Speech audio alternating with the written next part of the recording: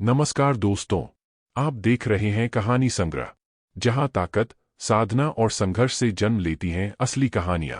दोस्तों, जब मैंने यह चैनल शुरू किया था, तब मैंने कभी नहीं सोचा था कि इतने लोग मेरी कहानियों को इतना प्यार देंगे। आज मैं दिल से धन्यवाद देना चाहता हूं उन सभी साथियों को जिन्होंने क्यूआर कोड के माध्यम से सहयोग भेजा है। मैं विशेष रूप से धन्यवाद देना चाहता हूं अरूप बोरदोलोई जी को, जिन्होंने पिछले वीडियो को सहयोग भेजा है। आप सभी समर्थकों का यह समर्थन मुझे और मेहनत करने की प्रेरणा देता है, ताकि मैं आपके लिए और भी शानदार कहानियां ला सकूं।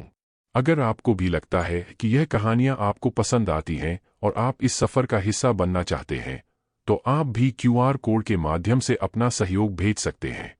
आपका हर सहयोग इस चैनल के लिए बहुत कीमती है। धन्यवाद। अन्वी के मन में उथल-पुथल मची हुई थी। क्या वाकई सिर्फ 3 दिन बचे थे? शुरुआत में अन्वी इस बात को लेकर पूरी तरह आश्वस्त नहीं थी कि सूर्यमेघ तलवार संप्रदाय पर संकट कब गहराएगा। लेकिन उदिति का संदेश सुनने के बाद उसकी रूह कांप उठी। उसे अब समझ आ चुका था कि शीत वर्षा दिव्य संप्रदाय ने अपनी चाल चल दी है और वे अगले 3 दिनों के भीतर जबरन शादी का दबाव बनाने के लिए हमला करने वाले हैं। अन्वी के मन में कोई संदेह नहीं था कि शीत वर्षा दिव्य संप्रदाय के लोग कितने क्रूर और निर्दयी हैं। एक बार जब उन्हें पता चलेगा कि साव्या वहां से भाग निकली है, तो वे सूर्यमेघ तलवार संप्रदाय को श्मशान बना देंगे और वहां तबाही का ऐसा मंजर पैदा करेंगे जिसकी कल्पना करना भी मुश्किल है। शुरुआत में अन्वी ने सोचा था कि वह दृढ़ संहारक स्वर्ग के हेवनली प्लेस से मदद मांगेगी। उसने खुद से वादा किया था कि अगर वह वहां से सहायता जुटाने में असफल रही, तो वह साव्या को किसी सुरक्षित स्थान पर छोड़ देगी और खुद वापस सूर्यमेघ तलवार संप्रदाय जाकर अपने संप्रदाय के लोगों के साथ कंधे से कंधा मिलाकर लड़ेगी। लेकिन उदिति के संदेश ने उसकी सोच को हिलाकर रख दिया था। उसे एहसास हुआ कि उदिति सही कह रही थी। अगर वह अभी वापस लौटती है, तो उसकी मौत निश्चित है और वह बलिदान पूरी तरह व्यर्थ जाएगा। अन्वी ने अपनी भावनाओं पर पत्थर रखा और एक कड़ा निर्णय लिया। उसके और साव्या के लिए यही सबसे अच्छा था कि वे अपनी शक्ति बढ़ाएं और खुद को इतना सामर्थ्यवान बनाएं कि वे भविष्य में सूर्यमेघ तलवार संप्रदाय के अपमान का बदला शीत वर्षा दिव्य संप्रदाय से ले सकें। अन्वी और साव्या की प्रतिभा असाधारण थी। अन्वी 300 साल की उम्र से पहले ही निष्पंद राजा बन चुकी थी, जबकि साव्या ने ठीक 300 साल की उम्र में यह मुकाम हासिल किया था। इस अद्भुत प्रगति को देखते हुए यह पूरी तरह संभव था कि अगले कुछ हजार वर्षों में वे दोनों अर्धदेव के स्तर तक पहुंच जाए। अन्वी की आंखों के सामने उसके गुरु और उसकी वरिष्ठ बहनों के चेहरे घूमने लगे। गुरुदेव, बड़ी बहन, उसकी आवाज लड़खड़ाने लगी और आंखों से आंसू बह निकले। लेकिन उसने तुरंत अपनी भावनाओं को दबा लिया, क्योंकि वह नहीं चाहती थी कि साव्या को उस पर कोई संदेह हो या वह डर जाए। इतनी सावधानी के बावजूद साव्या ने अन्वी के चेहरे पर छाई चिंता की लकीरों को पढ़ लिया था। उसने मासूमियत और फिक्र के साथ पूछा, अन्वी आंटी, क्या वाकई सब कुछ ठीक हो जाएगा? शुरुआत में साव्या ने सर्वोच्च बुजुर्ग की बातों पर भरोसा कर लिया था, लेकिन जैसे जैसे समय बीत रहा था और वह शांति से सोच रही थी, उसे कुछ गड़बड़ महसूस होने लगी। क्या सर्वोच्च बुजुर्ग के दोस्त सच में सूर्यमेघ तलवार संप्रदाय की मदद करने के लिए समय पर पहुंच पाएंगे? साव्या के मन में उठते इन सवालों ने अन्वी को भी बेचैन कर दिया। साव्या, तुम चिंता मत करो, अन्वी ने उसे दिलासा देते हुए कहा। अन्वी साव्या के स्वभाव को अच्छी तरह जानती थी। अगर साव्या को जरा भी भनक लग गई कि संप्रदाय खतरे में है, तो वह एक पल भी बर्बाद किए बिना तुरंत वापस लौट जाएगी। साव्या को शांत करते हुए अन्वी के मन में अपने मंगेतर की यादें ताज़ा हो गईं। उसने मन ही मन सोचा, आकर्ष भाई, आपकी बेटी वाकई बहुत दयालु और नेक दिल है। आखिर आप इस समय कहाँ हैं? क्या आप वाकई दृढ़ संहारक स्वर्ग के हेवनली प्लेस में हैं? कुछ देर के शांत विचार के बाद अन्वी ने साव्या की ओर देखते हुए दृढ़ता से कहा, साव्या, अब हमें और वक्त बर्बाद नहीं करना चाहिए। हमें सीधे दृढ़ संहारक स्वर्ग के हेवनली प्लेस की ओर बढ़ना होगा। अब 100 साल बीत चुके हैं। मुमकिन है कि तुम्हारे पिता अब हेवनली प्लेस में ही हों। पिताजी, साव्या एक पल के लिए जैसे किसी दूसरी दुनिया में खो गई। इतने सालों बाद भी उसके पिता का चेहरा उसकी यादों में धुंधला नहीं पड़ा था। कुछ देर बाद उसने अपना सिर हिलाया और पूरे आत्मविश्वास के साथ बड़बड़ाई, जब तक पिताजी हमारे साथ हैं, हमें शीत वर्षा दिव्य संप्रदाय से डरने की कोई जरूरत नहीं है। साव्या की बातें सुनकर अन्वी के चेहरे पर एक दर्द भरी मुस्कान आ गई। उसे आकर्ष पर पूरा भरोसा था, लेकिन उसके मन में एक शंका भी थी। क्या आकर्ष देवता रिल में भी उतने ही शक्तिशाली होंगे जितने वह मानव लोकमंडल में थे? आखिर अन्वी और साव्या ने दिव्य अर्पण भूमि में रहकर वहां की ऊर्जा को सोखा था, जिसके कारण उनकी प्रगति इतनी तेज हुई थी। उसे लगा कि जब तक आकर्ष को कोई विशेष चमत्कारिक अवसर न मिला हो, तब तक उनकी शक्ति शायद अन्वी और साव्या से कम ही होगी।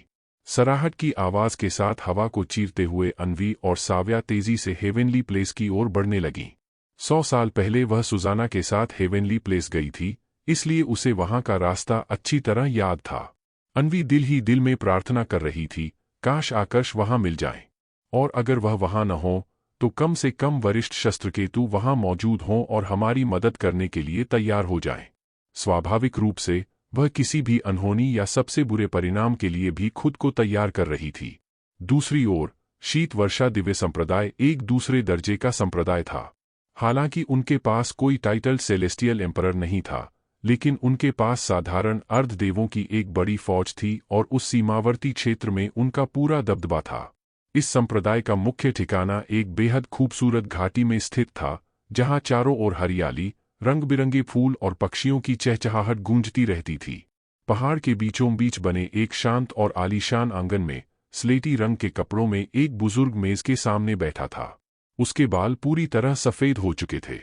वह खुद से बातें करते हुए बुदबुदाया, यह वाकई बहुत हैरान करने वाली बात है कि सूर्यमेघ तलवार संप्रदाय जैसे मामूली संप्रदाय की एक शिष्या ने समय नियम को समझ लिया है। समय नियम उन सर्वोच्च नियमों में से एक है जिसे समझना नामुमकिन के बराबर है। यही वजह है कि मैं उससे शादी करना चाहता हूं, बुजुर्ग के सामने खड़े एक युवक ने जवाब दिया। उसने बेहद कीमती और सुंदर वस्त्र पहने हुए थे। अगर उसकी आंखें थोड़ी छोटी न होतीं, तो वह दिखने में काफी आकर्षक होता। यह युवक कोई और नहीं बल्कि शीत वर्षा दिव्य संप्रदाय का युवा स्वामी हिमशेखर था। इस संप्रदाय में कुल प्रमुख का पद वंशवाद के आधार पर नहीं दिया जाता था। स्लेटी कपड़ों वाला यह बुजुर्ग, जो पहले कुल प्रमुख रह चुका था, उसका बेटा हिमनरेश अपने साथियों में सबसे प्रतिभाशाली था, इसलिए उसे शीत वर्षा दिव्य संप्रदाय का वर्तमान कुल प्रमुख चुना गया था। लेकिन हिमशेखर के साथ ऐसा नहीं था। उसे अपने परिवार की प्रतिभा विरासत में नहीं मिली थी। वह अपनी पीढ़ी के बाकी लोगों की तुलना में काफी कमजोर और औसत दर्जे का था। उसके लिए अपनी मेहनत के दम पर अगला कुल प्रमुख बनना लगभग नामुमकिन था। इसी कारण उसके पिता और दादा दोनों ही उसके लिए एक ऐसी पत्नी की तलाश में थे जो न केवल दिखने में सुंदर हो, बल्कि अद्भुत रूप से प्रतिभाशाली भी हो। वे काफी समय से एक योग्य उम्मीदवार की तलाश कर रहे थे। दूसरे और तीसरे दर्जे के शक्तिशाली संप्रदायों की प्रतिभाशाली लड़कियां हिमशेखर को हिकारत की नजरा से देखती थीं और उससे शादी करने के बारे में सोचना भी उनके लिए अपमानजनक था। वहीं चौथे दर्जे के संप्रदायों में उनके मानदंडों पर खरा उतरने वाली कोई लड़की नहीं मिल रही थी। लेकिन चौथे दर्जे के सूर्यमेघ तलवार संप्रदाय की वह शिष्या बिल्कुल अलग थी। उन्हें इस बात से कोई फर्क नहीं पड़ता था कि वह एक मामूली संप्रदाय से है। उनके लिए उसकी जन्मजात प्रतिभा और समझने की शक्ति सबसे ज्यादा मायने रखती थी। वह अभी 300 साल की भी नहीं हुई थी और निष्पंद राजा बन चुकी थी। ऐसी लड़की भविष्य में निश्चित रूप से अर्धदेव बनेगी। इसके अलावा उसने 4 सर्वोच्च नियमों में से एक समय नियम पर पकड़ बना ली थी। ऐसी मान्यता थी कि अगर पति या पत्नी में से कोई भी समय नियम को समझ लेता है, तो उनकी आने वाली संतान में इस नियम को जन्मजात समझने की 50% संभावना बढ़ जाती है। इन्हीं सब कारणों से हिमशेखर, उसके पिता और दादा को लगा कि साव्या उसके लिए सबसे बेहतरीन जीवन संगिनी साबित होगी। हालांकि शीत वर्षा दिव्य संप्रदाय के कुल प्रमुख हिमनरेश शक्तिशाली थे, लेकिन उन्हें एक चौथे दर्जे के संप्रदाय पर शादी के लिए दबाव बनाना शोभा नहीं दे रहा था। वे सोच रहे थे कि लोग क्या कहेंगे कि एक दूसरे दर्जे के संप्रदाय ने अपनी ताकत का गलत इस्तेमाल किया है। बुजुर्ग हिमराज जोर से हंसा और बोला, तुम बेफिक्र रहो, मैं खुद तुम्हारे साथ सूर्यमेघ तलवार संप्रदाय चलूंगा और यह पक्का करूंगा कि वह लड़की तुमसे ही शादी करे। अगले 2 दिनों में सगाई के तोहफे तैयार करवा लो। वह सिर्फ एक मामूली चौथे दर्जे के संप्रदाय की लड़की है, तो तोहफों में कुछ बेकार और मामूली चीजें ही रखना। उसकी बातों में साफ तौर पर घमंड और हिकारत झलक रही थी। हिमराज की नज़र में उस चौथे दर्जे के संप्रदाय के लिए यह बहुत बड़े सम्मान की बात होनी चाहिए थी कि उसका पोता उनकी शिष्या से शादी करने को तैयार है। उनके लिए कीमती तोहफे भेजना उसे धन की बर्बादी लग रहा था। हिमशेखर ने अपनी चिंता जाहिर करते हुए पूछा, दादाजी, अगर सूर्यमेघ तलवार संप्रदाय के कुल प्रमुख ने मना कर दिया तो? जब मेरे पिताजी शादी का प्रस्ताव लेकर गए थे तो उन्होंने पिताजी को संप्रदाय से बाहर निकाल दिया था। हिमराज ने तिरस्कार के साथ कहा, तुम्हारे पिता में सब कुछ अच्छा है, लेकिन वह जरूरत से ज्यादा चिंता करते हैं। अगर कोई मामूली चौथे दर्जे का संप्रदाय सहयोग करने से मना करता है तो उसे जड़ से मिटा देना चाहिए। मैं तुम्हारे साथ चल रहा हूं। अगर उस लड़की ने शादी से इनकार किया तो मैं उसे जान से मार दूंगा और उसके पूरे संप्रदाय का नामोनिशान मिटा दूंगा। हिमराज का यह दबदबा बेमतलब नहीं था। वह शीत वर्षा दिव्य संप्रदाय का सबसे शक्तिशाली अर्धदेव था। हालांकि वह टाइटल सेलेस्टियल एम्परर के स्तर के करीब नहीं था, लेकिन उस इलाके में उसका कोई मुकाबला नहीं था। वह पलक झपकते ही किसी भी चौथे दर्जे के संप्रदाय को तबाह करने की ताकत रखता था। आपका बहुत बहुत शुक्रिया दादाजी, हिमशेखर ने उत्साह के साथ कहा। उसकी आंखों की गहराइयों में साव्या के प्रति वासना और लालच साफ दिखाई दे रहा था। हालांकि वह साव्या से सिर्फ एक बार मिला था, लेकिन उसकी खूबसूरती उसके दिलो दिमाग पर छप गई थी। साव्या न केवल एक बेमिसाल सुंदरी थी, बल्कि उसकी प्रतिभा भी अद्भुत थी। उसके लिए साव्या से बेहतर और कोई नहीं हो सकता था। हिमशेखर ने मन ही मन सोचा, भले ही मैं अगला कुल प्रमुख न बन पाऊं, लेकिन अगर वह मेरी पत्नी बन गई तो किसी की हिम्मत नहीं होगी कि वह मुझे आंख उठाकर भी देख सके। अपनी प्रतिभा के दम पर वह बहुत जल्द अर्धदेव बन जाएगी। और सबसे बड़ी बात, वह बेहद खूबसूरत है। वह अपनी शादी की रात के सपने देखने लगा और उस कल्पना मात्र से ही रोमांचित हो उठा कि वह सुंदरी उसके सामने दया की भीख मांग रही होगी। 2 दिन बीत गए। शीत वर्षा दिव्य संप्रदाय के योद्धाओं का एक बड़ा समूह सूर्यमेघ तलवार संप्रदाय की ओर कूच कर गया। सबसे आगे 3 पुरुष थे जो एक विशाल और राजसी सफेद तेंदुए की सवारी कर रहे थे। इन तीनों में सबसे आगे हिमराज था, उसके पीछे हिमशेखर और उनके साथ एक भावहीन चेहरा लिए अधेड़ उम्र का व्यक्ति था, जिसकी पीठ पर एक लंबी तलवार बंधी हुई थी। वे मौत का साया बनकर आगे बढ़ रहे थे। क्या अन्वी और साव्या समय रहते हेवेनली प्लेस पहुंच पाएंगी? क्या आकर्ष वहां उनकी रक्षा के लिए मौजूद होंगे, या फिर शीत वर्षा दिव्य संप्रदाय का यह क्रूर हमला सूर्यमेघ तलवार संप्रदाय का अस्तित्व हमेशा के लिए मिटा देगा? और वह रहस्यमयी तलवारबाज कौन है जो हिमराज के साथ जा रहा है? आगे जानने के लिए देखते रहिए the amazing martial world season 2 के अगले एपिसोड में।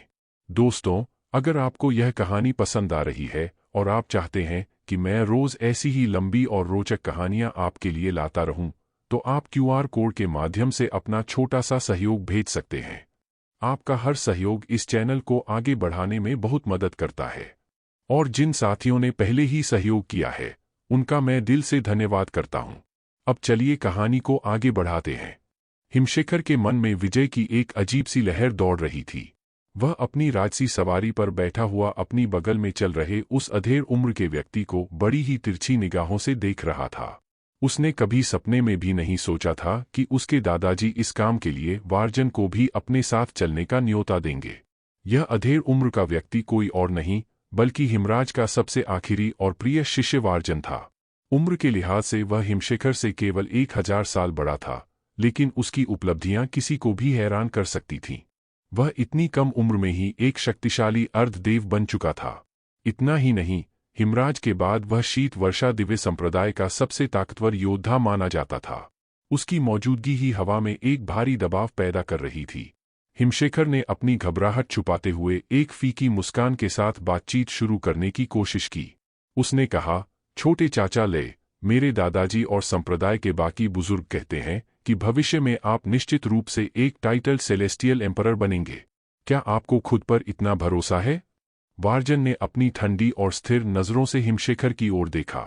उसके चेहरे पर कोई भाव नहीं था। उसने संक्षिप्त लेकिन दृढ़ स्वर में उत्तर दिया, मुझे पूरा यकीन है कि अगले 3000 साल के भीतर मैं शीर्षक टेम्पल से अपना शीर्षक हासिल कर लूंगा। हिमशेखर ने जल्दी जल्दी सिर हिलाते हुए कहा, मुझे आप पर पूरा भरोसा है, छोटे चाचा। हालांकि उसके शब्दों में सम्मान था, लेकिन उसके भीतर एक अनजाना डर भी छिपा था। वह अच्छी तरह जानता था कि भले ही अभी उसके दादाजी वार्जन से अधिक शक्तिशाली हैं, लेकिन अगले 1000 साल के भीतर पासा पलट जाएगा। वार्जन निश्चित रूप से उसके दादाजी से आगे निकल जाएगा। उसे अपने पिता और दादाजी की चिंता नहीं थी क्योंकि वे परिवार के थे, लेकिन वार्जन बिल्कुल अलग था। अगर उसके दादाजी का संरक्षण न होता तो वार्जन शायद हिमशेखर की ओर देखना भी पसंद न करता। एक लंबी और गहरी सांस लेते हुए हिमशेखर ने अपनी बात जारी रखी, छोटे चाचा, आपने संप्रदाय में आने में थोड़ी देर कर दी, वरना आज मेरे पिता शीत वर्षा दिव्य संप्रदाय के कुल प्रमुख के पद पर नहीं होते। यह एक कड़वा सच था।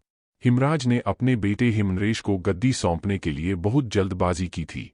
वार्जन के संप्रदाय में आने और हिमराज का शिष्य बनने से पहले ही सत्ता का हस्तांतरण हो चुका था। संप्रदाय के कई सदस्यों को उस समय भी शक था कि हिमराज ने जानबूझकर ऐसा किया ताकि उनके बेटे का रास्ता साफ हो सके। अगर वे थोड़ा रुक जाते तो इसमें कोई दो राय नहीं थी कि वार्जन ही अगला कुल प्रमुख बनता।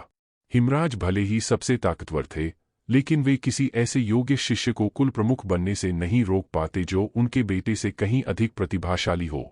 इसीलिए उन्होंने समय रहते अपने बेटे को सुरक्षित कर दिया था। जल्द ही मेरे पास एक ऐसी पत्नी होगी जो न केवल अद्भुत प्रतिभा की धनी है, बल्कि जिसने समय नियम जैसी दुर्लभ शक्ति को भी समझा है। हिमशेखर के विचार अब साव्या पर केंद्रित हो गए थे। उसने पीछे मुड़कर उन 6 लोगों को देखा जो सगाई के कीमती तोहफे लेकर चल रहे थे। हालांकि इन सभी उपहारों को आसानी से स्टोरेज अंगूठी में रखा जा सकता था, लेकिन वे दिखावा करना चाहते थे। वे दुनिया को बताना चाहते थे कि शीत वर्षा दिव्य संप्रदाय कितनी शान शौकत के साथ आया है। हिमशेखर ने एक बार फिर वार्जन की ओर देखा और मन ही मन बुना, मेरी होने वाली पत्नी छोटे चाचा ले से भी कहीं अधिक प्रतिभाशाली है। वह भविष्य में उस ऊंचाई तक पहुंचेगी जहां तक पहुंचना छोटे चाचा के लिए भी एक सपना होगा। दूरी अधिक होने के बावजूद अपनी शक्तिशाली सवारियों और आंतरिक ऊर्जा के बल पर शीत वर्षा दिव्य संप्रदाय का यह दल कुछ ही घंटों में सूर्यमेघ तलवार संप्रदाय की सीमाओं तक पहुंच गया। जैसे ही वे वहां पहुंचे, हिमराज की गरजती हुई आवाज पूरे संप्रदाय में गूंज उठी। शीत वर्षा दिव्य संप्रदाय का हिमराज अपने पोते हिमशेखर के लिए शादी का प्रस्ताव लेकर सूर्यमेघ तलवार संप्रदाय के द्वार पर आया है। यह आवाज किसी बिजली की कड़क जैसी थी जिसने सूर्यमेघ तलवार संप्रदाय के भीतर खलबली मचा दी। हर कोई अपने काम छोड़कर बाहर की ओर भागने लगा। क्या शीत वर्षा दिव्य संप्रदाय के लोग यहां आए हैं? हिमराज, क्या यह वही पूर्व कुल प्रमुख है जो अपने संप्रदाय का सबसे शक्तिशाली योद्धा है? वह अपने पोते के लिए रिश्ता लेकर आया है। क्या वह हिमशेखर वही नहीं है जिसका चरित्र ठीक नहीं है? क्या हमारे संप्रदाय की कोई भी लड़की उस जैसे गिरे हुए इंसान से शादी करना चाहेगी? चलो चलकर देखते हैं, आखिर मामला क्या है। हाँ, मैं भी देखना चाहता हूं कि हमारी कौन सी शिष्या उस नीच व्यक्ति से शादी करने की हिम्मत करेगी। जिज्ञासा और गुस्से से भरे हुए शिष्यों और बुजुर्गों की भीड़ संप्रदाय के मुख्य द्वार की ओर उमड़ पड़ी। हर किसी के चेहरे पर चिंता और आक्रोश के भाव थे। आखिरकार वही हुआ जिसका डर था। सूर्यमेघ तलवार संप्रदाय की कुल प्रमुख उदिति ने अपनी साधना कक्ष में हिमराज की आवाज सुनकर एक ठंडी आह भरी। उसे पता था कि अब इसे अनदेखा करना नामुमकिन है। वह जानती थी कि उसे इस संकट का सामना करना ही होगा। जब उदिति द्वार की ओर बढ़ रही थी, तभी उसके सामने एक वृद्ध महिला प्रकट हुई। उनका चेहरा गुस्से से तमतमाया हुआ था। कनिष्ठ मौसी, उदिति ने उन्हें नमन किया। यह वृद्ध महिला कोई और नहीं बल्कि सूर्यमेघ तलवार संप्रदाय की सर्वोच्च बुजुर्ग सुजाना थी। उनकी आंखों में एक अजीब सी दृढ़ता थी। उन्होंने कठोर स्वर में कहा, उदिति, अगर आज हिमराज हमारे संप्रदाय को मिटाने की जिद पर अड़ा रहा, तो यह सुनिश्चित करना कि तुम उसके पोते हिमशेखर को मार डालो। अगर हमें मिटना ही है, तो हम अपने दुश्मन को भी ऐसी चोट देंगे जिसे वह कभी भूल नहीं पाएगा। जी, कनिष्ठ मौसी, उदिति की आंखों में भी मौत का साया नाचने लगा। जब एक साधारण इंसान को दीवार से सटा दिया जाता है, तो वह पागलपन की हद तक जा सकता है। फिर ये तो दिव्य शक्तियों वाले योद्धा थे। कुल प्रमुख यहाँ हैं। सर्वोच्च बुजुर्ग आ गई हैं। वहां मौजूद भीड़ ने सम्मान में रास्ता दे दिया। उदिति और सुजाना के पहुंचते ही वातावरण में तनाव और बढ़ गया। पूर्व कुल प्रमुख हिमराज, आपको हमारा सादर प्रणाम। सुजाना और उदिति ने शिष्टाचार के नाते अभिवादन किया। लेकिन जैसे ही उनकी नजर हिमराज के बगल में खड़े उस अधेड़ उम्र के व्यक्ति पर पड़ी, उनके दिल की धड़कनें तेज हो गईं। मैंने सोचा नहीं था कि वे वार्जन को भी साथ लाएंगे, सुजाना ने गुप्त संदेश के जरिए उदिति को बताया। उनकी आवाज में हल्की सी थरथराहट थी। वार्जन की प्रसिद्धि भले ही नहीं थी, लेकिन उसका खौफ हिमराज से भी कहीं अधिक था। उदिति की आंखों में निराशा की एक झलक कौंध थी। अगर सिर्फ हिमराज होता, तो शायद उनके पास हिमशेखर को मारने का एक मौका होता। लेकिन वार्जन की मौजूदगी में ऐसा करना लगभग नामुमकिन था। वह एक दीवार की तरह खड़ा था। हिमराज ने तिरस्कार भरी नजरों से उन दोनों को देखा और फिर उदीती पर अपनी नजरें टिकाते हुए बोला, तो तुम ही इस संप्रदाय की कुल प्रमुख हो। मैंने पहले भी अपना आदमी भेजकर शादी का प्रस्ताव भिजवाया था। अब ज्यादा बातें करने का वक्त नहीं है। अपनी शिष्या साव्या को यहां बुलाओ। हम यहां सगाई के तोहफे लेकर आए हैं। आज ही वह हमारे साथ शीत वर्षा दिव्य संप्रदाय चलेगी। उसे खुद पर गर्व होना चाहिए कि शीत वर्षा दिव्य संप्रदाय के 2 सबसे शक्तिशाली अर्धदेव उसे खुद लेने आए हैं। हिमराज का लहजा शांत था, लेकिन उसके हर शब्द में मौत की धमकी छिपी थी। उसकी बातें सुनकर वहां मौजूद शिष्यों में कानाफूसी शुरू हो गई। साव्या, हे भगवान, क्या साव्या की शादी हिमशेखर से होने वाली है? यह नहीं हो सकता। मैंने सुना है कि साव्या ने पहले ही इस रिश्ते को ठुकरा दिया था। अब समझ आया कि हमारी कुल प्रमुख और सर्वोच्च बुजुर्ग इतनी परेशान क्यों हैं। ये लोग यहां रिश्ता लेकर नहीं, बल्कि साव्या को जबरन ले जाने आए हैं। सूर्यमेघ तलवार संप्रदाय के शिष्यों और बुजुर्गों के चेहरे गुस्से से लाल हो गए। उन्होंने नफरत भरी नजरों से शीत वर्षा दिव्य संप्रदाय के लोगों को देखना शुरू कर दिया।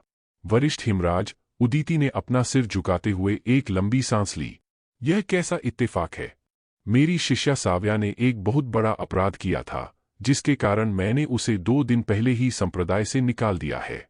मैंने अपनी कनिष्ठ बहन अन्वी को उसे पकड़ने के लिए भेजा है, लेकिन अभी तक उनकी कोई खबर नहीं मिली है। आपका पोता, हिमराज ने बीच में ही टोकते हुए गुस्से में दहाड़ा, उदीती, क्या तुम्हें लगता है कि मैं कोई छोटा बच्चा हूं जो तुम्हारे इस बचकाने झूठ पर यकीन कर लूंगा? हिमराज की ऊर्जा का विस्फोट हुआ और उसका दबाव इतना भयानक था कि कमजोर साधना वाले शिष्य पीछे हटने लगे। कुल प्रमुख उदीती, हिमशेखर ने अपनी छोटी आंखों को सिकोड़ते हुए कहा, मैं यहां सच्चे दिल से आया हूं। मुझे पता है कि साव्या आपकी सबसे प्रिय शिष्या है। मैं वादा करता हूं कि शादी के बाद मैं उसे पलकों पर बिठाकर रखूंगा। मुझे पता है कि अतीत में मेरा नाम खराब रहा है, लेकिन मैं उसके लिए खुद को पूरी तरह बदल लूंगा। हिमशेखर की बातों में मक्कारी साफ झलक रही थी। उसने उदीती की आंखों में गहराई से देखते हुए कहा, जब तक आप नहीं चाहती कि हम आपके पूरे संप्रदाय की तलाशी लें, तब तक बेहतर यही होगा कि आप उसे चुपचाप हमारे हवाले कर दें। लेकिन हिमराज के पास अब धैर्य नहीं बचा था। वह जोर से चिल्लाया, उदीती, मैं तुम्हें सिर्फ 15 मिनट का समय देता हूं। साव्या को यहां पेश करो, वरना उसके बाद हर 12 सांसों की गिनती पर मैं तुम्हारे संप्रदाय के एक सदस्य की जान लेना शुरू कर दूंगा। यह सुनते ही सूर्यमेघ तलवार संप्रदाय के लोगों के पैरों तले जमीन खिसक गई। उन्हें यकीन नहीं हो रहा था कि कोई इतना निर्दयी और अन्यायी कैसे हो सकता है। वरिष्ठ हिमराज उदीती ने अपनी आवाज को स्थिर रखते हुए कहा, क्या आपको वाकई लगता है कि मैं झूठ बोल रही हूं? अगर ऐसा है, तो आप खुद हमारे संप्रदाय के भीतर जाकर चप्पा चप्पा छान सकते हैं। अगर वह आपको कहीं भी मिल जाए, तो आप उसे ले जा सकते हैं। मुझे कोई आपत्ति नहीं होगी। तभी सुजाना ने हिमशेखर की ओर देखते हुए एक व्यंग्यात्मक मुस्कान के साथ कहा, युवा स्वामी हिमशेखर, अगर आप साव्या से शादी करना चाहते हैं, तो कृपया उसे बाहर ढूंढिए। हमारे संप्रदाय का अब साव्या से कोई लेना देना नहीं है। वह अब सूर्यमेघ तलवार संप्रदाय की शिष्या नहीं रही। क्या हिमराज वाकई संप्रदाय के भीतर तलाशी लेगा? क्या साव्या और अन्वी के भागने का सच सबके सामने आ जाएगा? और अगर 15 मिनट बीत गए, तो क्या हिमराज सचमुच मासूमों का खून बहाना शुरू कर देगा? कहानी के इस भयानक मोड़ पर क्या कोई चमत्कार सूर्यमेघ तलवार संप्रदाय को बचा पाएगा? आगे जानने के लिए देखते रहिए the amazing martial world season 2 के अगले एपिसोड में। सिर्फ और सिर्फ कहानी संग्रह यूट्यूब चैनल पर। दोस्तों, लाइक सब्सक्राइब करो और बेल आइकॉन हिट करना ना भूले। दोस्तों, अगर आपको यह कहानी पसंद आ रही है और आप चाहते हैं कि मैं रोज ऐसी ही लंबी और रोचक कहानियां आपके लिए लाता रहूं, तो आप QR कोड के माध्यम से अपना छोटा सा सहयोग भेज सकते हैं।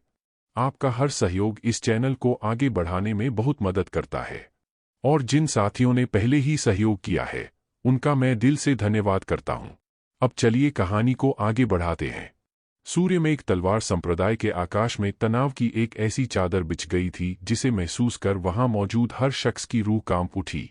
जब कुल प्रमुख उदीती और सर्वोच्च बुजुर्ग सुजाना के शब्द वहां गूंजे, तो बाकी सदस्यों को अपनी पीठ में एक ठंडी सिहरन महसूस हुई। यह बिल्कुल स्पष्ट था कि संप्रदाय की ये 2 शीर्ष हस्तियां शीत वर्षा दिव्य संप्रदाय के सामने घुटने टेकने के मूड में बिल्कुल नहीं थीं। सूर्यमेघ तलवार संप्रदाय का बच्चा बच्चा जानता था कि उनकी कुल प्रमुख अपनी शिष्या साव्या से कितना प्रेम करती हैं। साव्या इतने लंबे समय से इस संप्रदाय का हिस्सा रही थी कि हर कोई उसके नेक और सरल स्वभाव से परिचित था। साव्या कभी अपने गुरु के साथ कुछ गलत नहीं कर सकती थी और न ही वह ऐसा कुछ कर सकती थी जिसके कारण उसे संप्रदाय से निष्कासित किया जाए। इसलिए वहां मौजूद अधिकांश समझदार लोग यह भांप चुके थे कि यह निष्कासन और कुछ नहीं बल्कि साव्या को इस भयानक संकट से बचाने की एक सोची समझी चाल थी। जैसा कि अपेक्षित था, संप्रदाय के कई बुजुर्गों और शिष्यों के मन में इस फैसले को लेकर गहरा असंतोष पनपने लगा। वे दबी जबान में विरोध कर रहे थे, लेकिन इस नाजुक मोड़ पर वे कर भी क्या सकते थे। कुछ शिष्यों के चेहरों पर खौफ साफ दिख रहा था। वे मन ही मन सोच रहे थे, कुल प्रमुख और सर्वोच्च बुजुर्ग आखिर क्या सोच रही हैं? क्या वे सच में एक लड़की की खातिर हमारे इस महान संप्रदाय को राख में मिला देंगी? क्या कुल प्रमुख और सर्वोच्च बुजुर्ग एक इंसान की जान बचाने के लिए हम सबकी बलि देने जा रही हैं?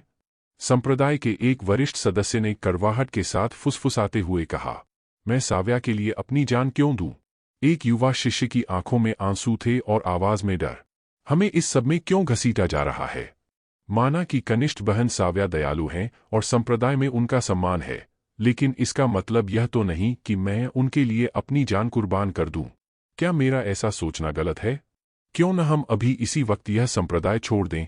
जैसे ही सुजाना ने अपनी बात खत्म की, हिमराज जोर से ठहाका मारकर हंसा। उसकी हंसी में कोई खुशी नहीं थी, बल्कि उसकी आंखें किसी शिकारी की तरह ठंडी और क्रूर थीं। दूसरी ओर हिमशेखर का चेहरा गुस्से से काला पड़ गया था। उसने घृणा भरे स्वर में कहा, दादाजी, इन्होंने यकीनन साव्या को कहीं दूर भेज दिया है। अपनी इस हरकत से इन्होंने न केवल शीत वर्षा दिव्य संप्रदाय का अपमान किया है, बल्कि आपका भी तिरस्कार किया है। आखिर आपने उन्हें पहले ही सूचित कर दिया था कि हम शादी का प्रस्ताव लेकर आ रहे हैं, और फिर भी उन्होंने उसे यहां से भगा दिया। दादाजी, अगर मेरी शादी उससे न भी हो तो चलेगा, लेकिन मैं आपके प्रति किए गए इस अपमान को बर्दाश्त नहीं कर सकता। उस समय हिमशेखर की आंखें खून की तरह लाल हो चुकी थीं और उसका पूरा चेहरा गुस्से से तमतमा रहा था। जब उसने सुजाना और उदीती की ओर देखा, तो उसकी नजरों में छिपी नफरत और जान लेने की इच्छा को छिपाना नामुमकिन था। फिक्र मत करो हिमशेखर, मैं तुम्हें न्याय दिलाऊंगा, हिमराज ने अपनी हंसी रोकते हुए कहा। उसने सूर्यमेघ तलवार संप्रदाय के बाकी लोगों पर एक बर्फीली निगाह डाली और गरजते हुए बोला, मैं आखिरी बार पूछ रहा हूं, क्या साव्या सूर्यमेघ तलवार संप्रदाय में है या नहीं? मैं बस इतना जानना चाहता हूं कि वह यहां है या नहीं। हिमराज की नजरें इतनी सर्द थीं कि वातावरण जम सा गया। उसका गुस्सा साफ महसूस किया जा सकता था, जैसे वह किसी भी क्षण ज्वालामुखी की तरह फट पड़ेगा। अगर उसने अपना आपा खोया, तो इसमें कोई शक नहीं था कि सूर्यमेघ तलवार संप्रदाय का हर एक प्राणी काल के गाल में समा जाएगा। जैसे ही हिमराज की बात खत्म हुई, सबकी निगाहें एक साथ कुल प्रमुख उदीती की ओर मुड़ गईं। साव्या की गुरु होने के नाते यह तय था कि उन्हें पता होगा कि साव्या कहाँ छिपी है। उदीती ने अपनी धड़कनों को काबू में रखा। हालांकि उसका झूठ पकड़ा जा चुका था, फिर भी वह अपने फैसले पर अडिग रही। उसने शांति से कहा, वरिष्ठ हिमराज, क्या इसका मतलब यह है कि आपको मुझ पर भरोसा नहीं है? हिमराज ने एक तिरस्कारपूर्ण हंसी हंसी। उसकी आंखों में क्रूरता चमक उठी और उसने कहा, उदीती, चूंकि तुम अपनी जिद पर अड़ी हुई हो, तो अब मेरे कदमों के लिए मुझे दोष मत देना। हिमराज के बोलते ही सूर्यमेघ तलवार संप्रदाय के बुजुर्गों और शिष्यों के चेहरे पीले पड़ गए। उसी पल हिमराज की दिव्य चेतना ने सूर्यमेघ तलवार संप्रदाय के पूरे इलाके को अपने घेरे में ले लिया। फिर उसने अपनी आवाज में आंतरिक ऊर्जा भरते हुए कहा, सूर्यमेघ तलवार संप्रदाय के लोगों, कान खोलकर सुन लो।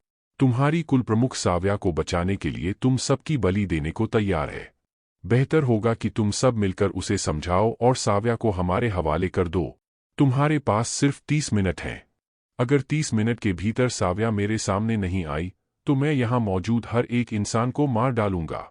यहां से भागने की कोशिश भी मत करना, क्योंकि मेरी दिव्य चेतना ने इस पूरी जगह को सील कर दिया है। थोड़ी देर रुकने के बाद उसने अपना परिचय देते हुए कहा, हाँ, मैं अपना परिचय देना भूल गया। मैं हिमराज हूँ, शीत वर्षा दिव्य संप्रदाय का पूर्व कुल प्रमुख। इतना कहकर हिमराज ने उदीती की ओर देखते हुए एक कुटिल मुस्कान दी। उदीती, तुमने यह मुसीबत खुद मोल ली है। उदीती ने कभी नहीं सोचा था कि हिमराज इस तरह की चाल चलेगा। उसकी बातें पूरी तरह झूठ भी नहीं थीं, और इस चाल से उसने संप्रदाय के ही लोगों को अपनी कुल प्रमुख के खिलाफ खड़ा कर दिया था। जब सूर्यमेघ तलवार संप्रदाय के सदस्यों को पूरी स्थिति समझ में आई, तो वहां चीख पुकार मच गई। कई शिष्य डर के मारे घुटनों के बल गिर पड़े और रोने लगे। कुल प्रमुख, आप इतनी स्वार्थी कैसे हो सकती हैं? आप एक इंसान के लिए हम सबको मौत के मुंह में कैसे धकेल सकती हैं? कुल प्रमुख, आपने अपनी हरकतों से हमारे विश्वास को तोड़ा है। कुल प्रमुख, हम आपसे विनती करते हैं, कृपया साव्या को उनके हवाले कर दीजिए। रोते बिलखते शिष्यों और बुजुर्गों की संख्या बढ़ती जा रही थी। वे उदीती के सामने हाथ जोड़कर गिड़गिड़ाने लगे। इसी बीच संप्रदाय के चारों कोनों से लोगों के आने का सिलसिला जारी था। वे सब हिमराज की भयानक घोषणा सुनकर वहां जमा हुए थे।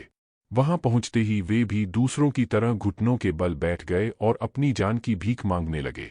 वाकई उदीती और सुजाना का यह कदम काफी जोखिम भरा था। उन्होंने संप्रदाय के बाकी लोगों की जान की परवाह किए बिना साव्या को बचाया था। अंत में उदीती ने एक गहरी और भारी सांस ली और अपनी आवाज में आंतरिक ऊर्जा भरकर घोषणा की, मैं, उदीती, यह घोषणा करती हूं कि अब से मैं सूर्यमेघ तलवार संप्रदाय की कुल प्रमुख नहीं हूं। इतना ही नहीं, मैं इस संप्रदाय से अपने सभी नाते तोड़ती हूं। उसके तुरंत बाद सुजाना ने भी कहा, मैं, सुजाना, घोषणा करती हूं कि मैं सूर्यमेघ तलवार संप्रदाय के साथ अपने सभी संबंधों को समाप्त करती हूं। सूर्यमेघ तलवार संप्रदाय के शिष्य और बुजुर्ग इस अचानक हुए बदलाव से दंग रह गए। उनके पास शब्द नहीं थे। इसी बीच सुजाना ने हिमराज की ओर नफरत से देखा और कहा, हिमराज, तुम एक टाइटल सेलेस्टियल एम्परर कहलाने के लायक भी नहीं हो। प्रेम स्वतंत्र होना चाहिए।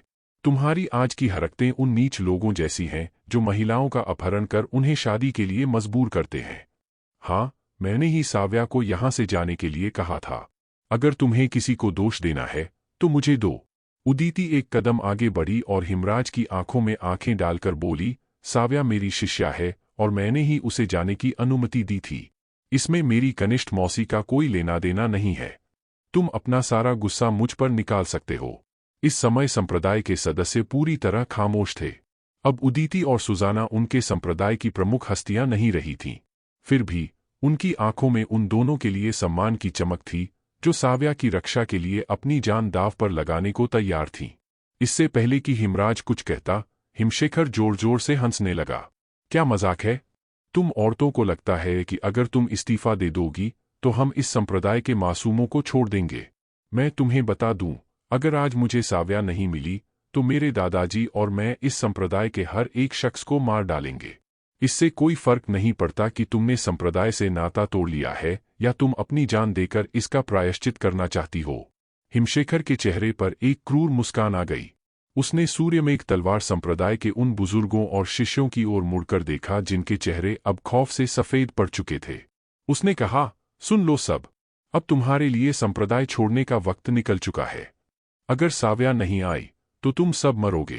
पूरा संप्रदाय घुटनों के बल कांप रहा था। कुल प्रमुख, हम बेगुनाह हैं। कृपया हमारी जान बख्श दें और साव्या को उनके हवाले कर दें। कुल प्रमुख, सर्वोच्च बुजुर्ग, हम हाथ जोड़ते हैं। साव्या को वापस बुला लीजिए। हम आपसे भीख मांगते हैं, उनकी मांग मान लीजिए। अपनी जान की भीख मांगते हुए इन लोगों को देखकर उदीती और सुजाना के चेहरों पर पीड़ा साफ झलक रही थी।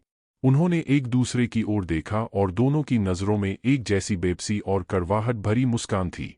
अंत में उदीती ने अपना दिल पत्थर कर लिया और आह भरते हुए कहा, मैंने पहले ही सूर्यमेघ तलवार संप्रदाय से नाता तोड़ लिया है और मेरा अब इससे कोई वास्ता नहीं है। मैं सच में नहीं जानती कि साव्या कहाँ गई है। अब पीछे हटने का कोई रास्ता नहीं बचा था। उदीती ने कभी नहीं सोचा था कि हालात इतने बदतर हो जाएंगे। उसे अपनी दूरदर्शिता की कमी पर पछतावा हो रहा था। उस पल उसे लगा कि अगर साव्या अभी भी संप्रदाय में होती तो शायद वह उसे उनके हवाले कर देती। वाकई एक व्यक्ति के लिए इतने सारे लोगों की जान जोखिम में डालना एक भारी कीमत थी। मेरा रुख भी वही है जो उदीती का है, सुजाना ने दृढ़ता से कहा। अगर ऐसी बात है तो तुम सब मारे जाओगे। हिमराज का चेहरा नफरत से भर गया। उसके शरीर से आंतरिक ऊर्जा की लहरें किसी हिंसक हरे तूफान की तरह हर दिशा में फूट पड़ीं। उदीती और सुजाना के चेहरे भावशून्य थे। उन्होंने अपने हथियार कसकर पकड़ लिए। उसी समय उनके शरीर से भी आंतरिक ऊर्जा की लहरें उठने लगीं। यह स्पष्ट था कि उन्होंने हिमराज के साथ मौत तक लड़ने का फैसला कर लिया है। बिल्कुल उसी नाजुक मोड़ पर हवा में दो मधुर आवाजें गूंजीं। गुरुदेव, गुरुदेव। इसके तुरंत बाद उदीती और सुजाना के सामने दो आकृतियां प्रकट हुईं। उसी क्षण हिमशेखर की नजरें उनमें से एक नवागंतुक पर टिक गईं और उसकी आंखों में हवस और लालच की ज्वाला भड़क उठी। क्या अन्वी और साव्या का वापस आना सूर्यमेघ तलवार संप्रदाय के लिए एक और बड़ी मुसीबत खड़ी कर देगा? क्या उदीती और सुजाना अपनी जान देकर भी अपनी शिष्या की रक्षा कर पाएंगी? और वार्जन इस स्थिति में क्या भूमिका निभाएगा? आगे जानने के लिए देखते रहिए the amazing martial world season 2 के अगले एपिसोड में। दोस्तों, अगर आपको यह कहानी पसंद आ रही है और आप चाहते हैं कि मैं रोज ऐसी ही लंबी और रोचक कहानियां आपके लिए लाता रहूं, तो आप QR कोड के माध्यम से अपना छोटा सा सहयोग भेज सकते हैं। आपका हर सहयोग इस चैनल को आगे बढ़ाने में बहुत मदद करता है। और जिन साथियों ने पहले ही सहयोग किया है, उनका मैं दिल से धन्यवाद करता हूं। अब चलिए कहानी को आगे बढ़ाते हैं। साव्या, अन्वी। सूर्यमेघ तलवार संप्रदाय के मुख्य द्वार पर खड़ी उदीती और सुजाना की आंखों में एक साथ हैरानी और गहरा सदमा तैर गया। वे अपनी जगह पर पत्थर सी जम गईं। उन्हें अपनी आंखों पर यकीन नहीं हो रहा था कि जिन दो लड़कियों को उन्होंने 2 दिन पहले अपनी पूरी ताकत लगाकर यहां से सुरक्षित बाहर भेजा था, वे अचानक वापस लौट आई हैं। उनके दिमाग में एक ही सवाल हथौड़े की तरह बज रहा था कि आखिर वे मौत के इस जाल में वापस क्यों आईं? क्या उन्हें अपनी जान की परवाह नहीं थी? उसी क्षण जमीन पर घुटनों के बल बैठे और अपनी जान की भीख मांग रहे सूर्यमेघ तलवार संप्रदाय के बुज़दिल शिष्यों के चेहरों पर एक नई चमक आ गई। उनके डर से पीले पड़े चेहरों पर अब उम्मीद की लहर थी। उन्होंने अपनी उंगलियां साव्या की ओर उठाते हुए चिल्लाना शुरू कर दिया, वरिष्ठ हिमराज, देखिए, साव्या वहां है। हाँ, वही साव्या है। वही है साव्या।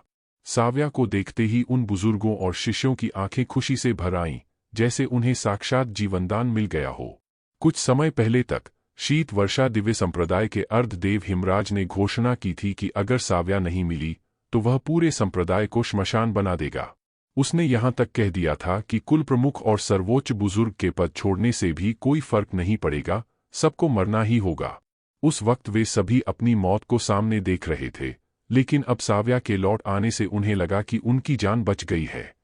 साव्या ने वहां पहुंचते ही सबसे पहले उदीती और सुजाना के सामने घुटने टेक दिए। उसकी आंखों में पश्चाताप के आंसू थे। उसने भारी मन से कहा, गुरुदेव, बड़ी मौसी, साव्या की वजह से आप सभी को इतनी बड़ी मुसीबत का सामना करना पड़ा। मुझे माफ कर दीजिए। अन्वी ने भी वही किया और सुजाना के चरणों में झुक गई। वह जानती थी कि सुजाना ने साव्या की रक्षा केवल उसके लिए की थी, क्योंकि वे दोनों एक दूसरे से बहुत प्रेम करती थीं। सुजाना जब अपने सदमे से बाहर आईं, तो उनके भीतर गुस्से का गुबार फूट पड़ा।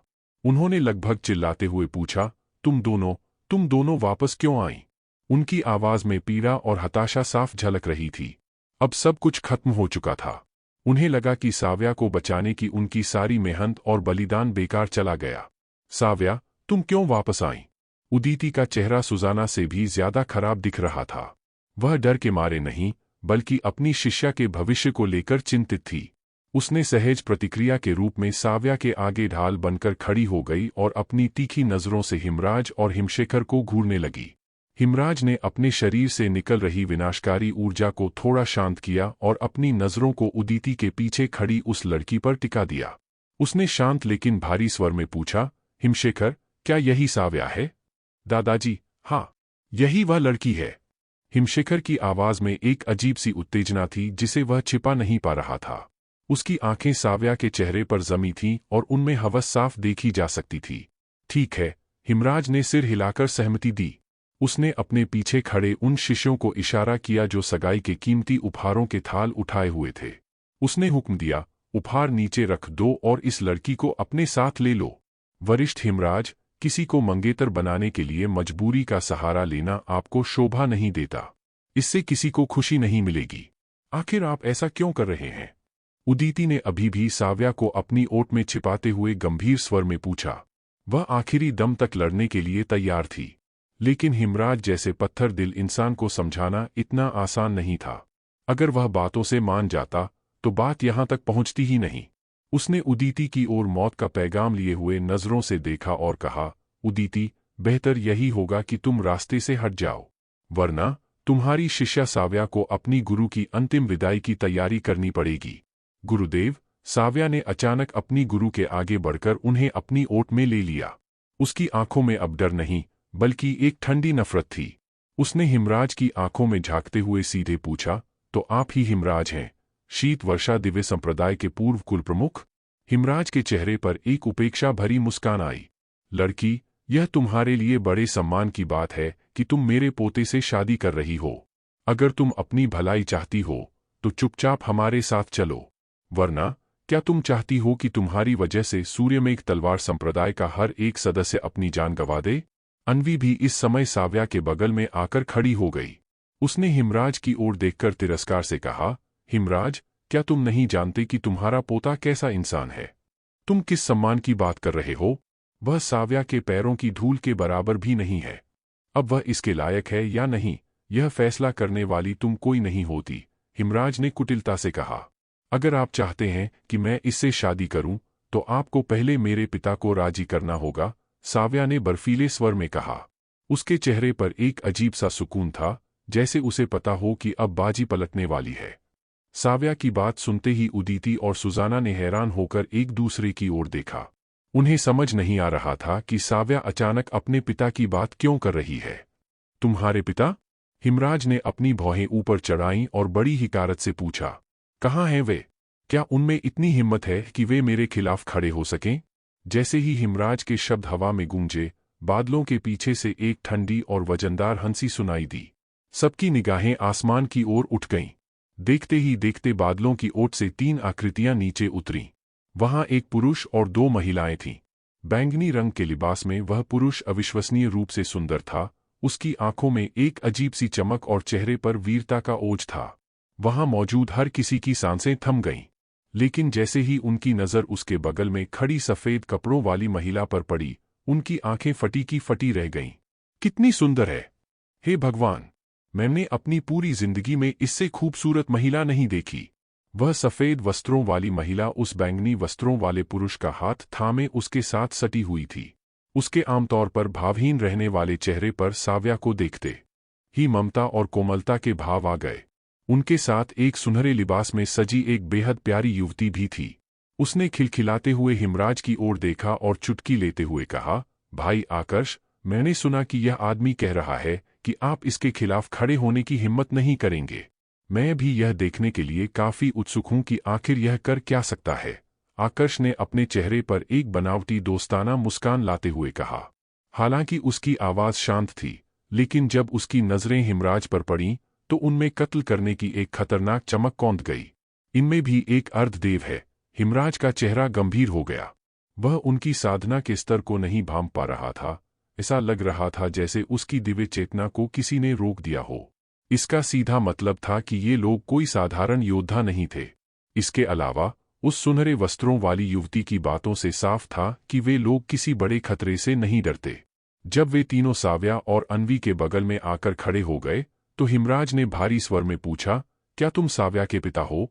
आकर्ष ने हिमराज की बात को पूरी तरह अनसुना कर दिया और उदिति की ओर मुड़कर मुस्कुराते हुए कहा, कुल प्रमुख उदिति, मेरी बेटी का ख्याल रखने के लिए आपका बहुत बहुत धन्यवाद। आपका स्वागत है। उदिति की आवाज हल्की सी लड़खड़ाई। उसे यकीन नहीं हो रहा था कि न केवल उसकी शिष्या वापस आ गई है, बल्कि वह अपने पिता को भी साथ ले आई है। उसने अन्वी से सुन रखा था कि साव्या के पिता संभवतः दृढ़ संहारक स्वर्ग के दिव्य सम्राट के शिष्य हैं। लेकिन 100 साल पहले जब वे यहाँ आए थे, तब साव्या के पिता वहाँ मौजूद नहीं थे। आकर्ष की मौजूदगी का एक मतलब यह भी था कि अब उन्हें दृढ़ संहारक स्वर्ग के दिव्य सम्राट का समर्थन प्राप्त था। चूंकि आकर्ष हेवनली प्लेस में रह रहा था, जो उस स्वर्ग का सबसे पवित्र स्थान है, इसका मतलब था कि दिव्य सम्राट उसे बहुत अधिक महत्व देते थे। उदिति जानती थी कि अगर साव्या न होती, तो वह शायद कभी इतने बड़े व्यक्तित्व से नहीं मिल पाती। उदिति की तरह ही सुजाना भी दंग रह गई थी। वह फटी आंखों से आकर्ष को देख रही थी और मन ही मन सोच रही थी, क्या यही साव्या के पिता हैं? वही पुरुष जिससे अन्वी इतना प्रेम करती है? एल्डर सुजाना, आकर्ष ने सुजाना की ओर मुड़ते हुए मुस्कुराकर कहा। अन्वी का ख्याल रखने के लिए आपका भी शुक्रिया। नहीं, यह तो मेरा फर्ज था, सुजाना ने जवाब दिया। हालांकि वह खुद एक टाइटल सेलेस्टियल एम्परर थीं, लेकिन इस समय वे कोई रौब नहीं दिखा रही थीं। आखिर उनके सामने खड़ा व्यक्ति दिव्य सम्राट का करीबी था। अपनी उम्र के इस पड़ाव पर भी वह खुद को कांपने से नहीं रोक पा रही थी। तभी हिमशेखर की बदतमीज आवाज गूंजी, ओए, क्या तूने मेरे दादाजी की बात नहीं सुनी? उन्होंने पूछा कि क्या तू ही साव्या का बाप है? तो तुम ही हो जो साव्या से शादी करना चाहते हो? सुवर्णा ने धीरे धीरे हिमशेखर की ओर बढ़ते हुए पूछा। उसकी चाल में एक शिकारी जैसी खामोशी थी। हिमराज ने चौकन्ना होकर सुवर्णा की ओर देखा। तभी आकर्ष ने पुकारा, सुवर्णा, इस मामले से मैं खुद निपटूंगा। सुवर्णा ने अपना मुंह चिढ़ाया, लेकिन उसने आकर्ष की बात टालने की हिम्मत नहीं की। उसने उसे चिढ़ाते हुए जीभ निकाली और वापस अपनी जगह पर आ गई। वह तो बस हिमशेखर के साथ थोड़ा खिलवाड़ करना चाहती थी, लेकिन आकर्ष खुद इस गंदगी को साफ करना चाहता था। सुवर्णा आकर्ष के भीतर धधक रहे गुस्से को महसूस कर सकती थी। माया, साव्या का ध्यान रखो। माया आज्ञाकारी भाव से साव्या के पास जाकर खड़ी हो गई, जबकि आकर्ष धीमी और नपीतुली चाल से हिमराज और हिमशेखर की ओर बढ़ा। तुम कौन हो? क्या तुम भी इनके साथ हो? आकर्ष ने हिमराज के पीछे खड़े एक अधेड़ उम्र के व्यक्ति से पूछा। वह व्यक्ति कोई और नहीं, बल्कि हिमराज का शिष्य वार्जन था। यह मेरा शिष्य वार्जन है, हिमराज ने दबी आवाज में जवाब दिया। आकर्ष ने सिर हिलाया। मैं समझ गया। तो तुम सब एक ही साथ हो? नहीं, वार्जन ने पलक झपकते ही पीछे हटते हुए बड़ी तेजी से कहा। उसने ऊंची आवाज में घोषणा की, वरिष्ठ, मैं कभी हिमराज का शिष्य हुआ करता था, लेकिन मैं अभी इसी क्षण हिमराज और शीत वर्षा दिव्य संप्रदाय के साथ अपने सभी रिश्ते खत्म करने का ऐलान करता हूं।